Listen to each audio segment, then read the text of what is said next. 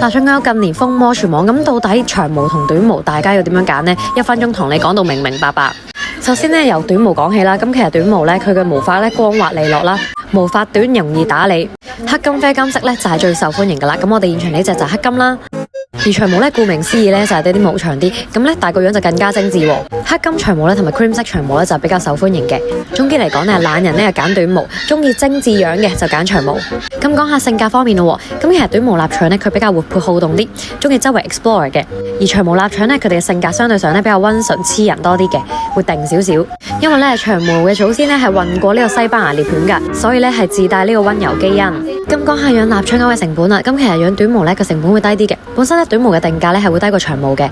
短毛仔咧一到冬天咧記得要着翻件衫仔啊，驚凍親。